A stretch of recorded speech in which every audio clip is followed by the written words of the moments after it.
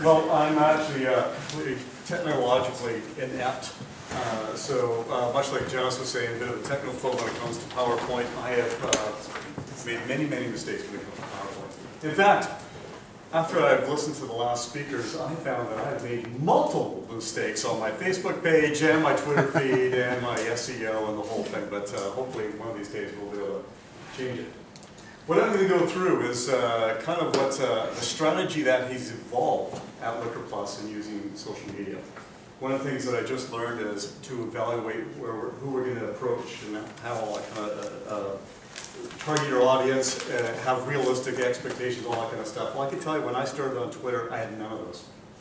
In fact, I was meeting with a fellow by the name of Doug Brown, or @Dabronsky on Twitter. And we were looking at redesign our whole advertising campaign. He looks over at us and says, "You should be on Twitter," because for a while there I was writing an article in the Times Colonist and such, and people are going to know who you are. And if you don't know, not only is my name Rod Phillips, but you may know me by my Twitter handle, which is Rod Phillips. In case there's one there. Anyway, I literally looked at him and thought that he had just introduced me to some new drug that was on the market. He said, "Are you on Twitter?" And no. No, I'll go pee in a cup if you want. I'm not. And so I had no idea what he was talking about. That was in July of last year. And so I started playing around with it, and this is, it was the guy who signs my checks and I in this meeting, and he said, "Well, you should look at the social media thing. It's really growing." All right, I'll go and play with it. So that afternoon, I got on there, gave myself an account, sent my first tweet out, and then Doug sends a note back saying, "By the way, you have to have followers. Otherwise, nobody knows what you're saying." No, well, nobody at home knows what I'm saying anyway, so I felt very comfortable in that scenario.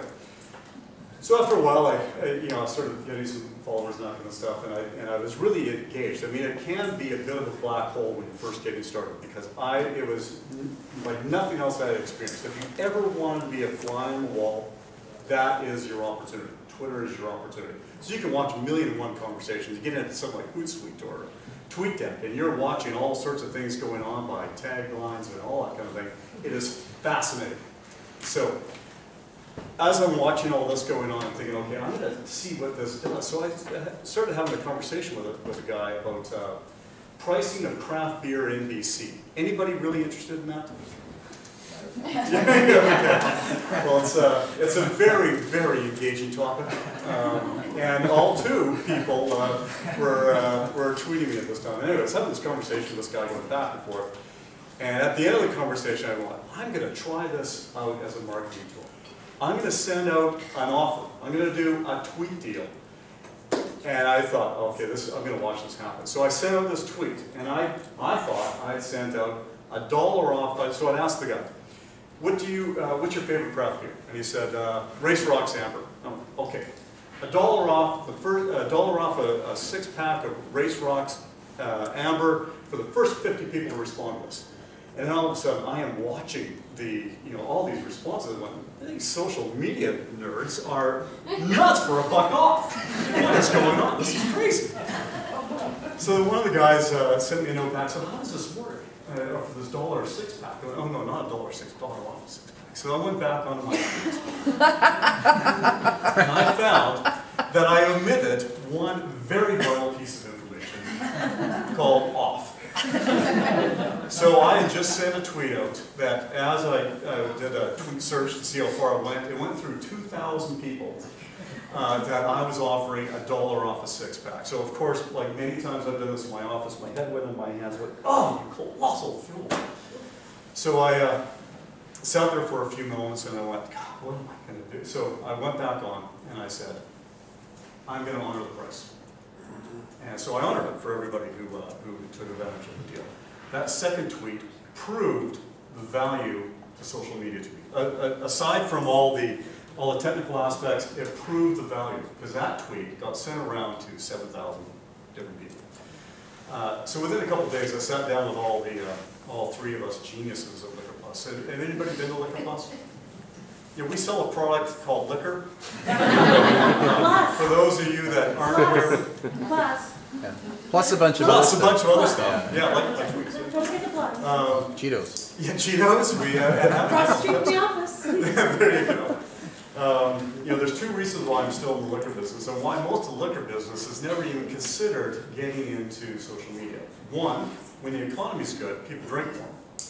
Two, when the economy's bad, people drink more. So there really isn't a tough time to be in this business. But one of the things that, so we sat down and I said, you know, this social media thing, wow, there is something to this. We just did this. And it hadn't dawned on me, but after a couple of months passed and doing a few more tweet deals, it dawned on me one simple thing. You have the opportunity to tell people your culture 140 characters at a time.